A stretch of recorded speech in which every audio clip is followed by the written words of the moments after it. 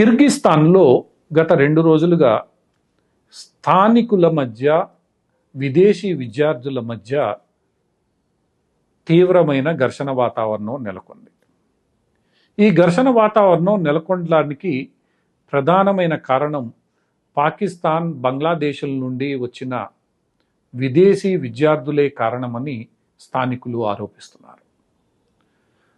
అత్యంత తక్కువ ఖర్చుతో వైద్య విద్యను, ఇంజనీరింగ్ విద్యను అభ్యసించాలనే కోరికతో భారత్తో పాటు పాకిస్తాన్, బంగ్లాదేశ్కు చెందిన పలువురు విద్యార్థులు కిర్గిస్తాన్లో పలు విశ్వవిద్యాలయాల్లో ప్రవేశం తీసుకుంటూ ఉంటారు, చదువు కొనసాగిస్తారు.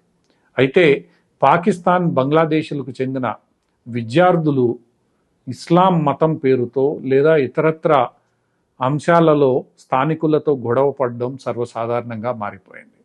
దీంతో పాటు వీరు అత్యంత తక్కువ వేతనం తీసుకొని అక్కడ పనిచేయడం, తద్వారా స్థానికులకు లభించాల్సిన ఉద్యోగాలు కోల్పోతున్నాయన్న విమర్శలు కూడా కిర్గిస్తాన్లో నెలకొంది.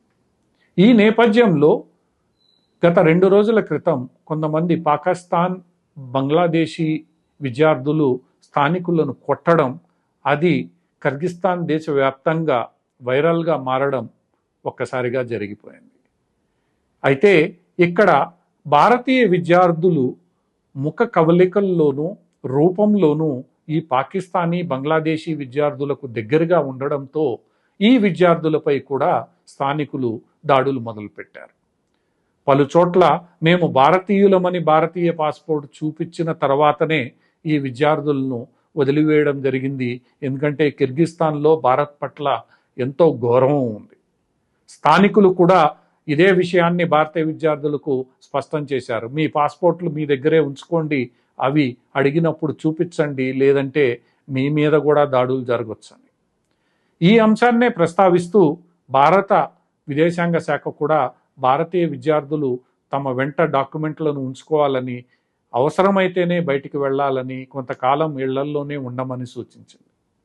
ఏది ఏమైనప్పటికీ కిర్గిస్తాన్లో పాకిస్తానీ, బంగ్లాదేశీ యువకులు కారణంగా ఏర్పడిన ఈ పరిస్థితి త్వరలో సమసిపోతుందని, ఘర్షణ వాతావరణానికి కారణమైన విద్యార్థులను వదిలిపెట్టేది లేదని కిర్గిస్తాన్ ప్రభుత్వం ప్రకటించింది.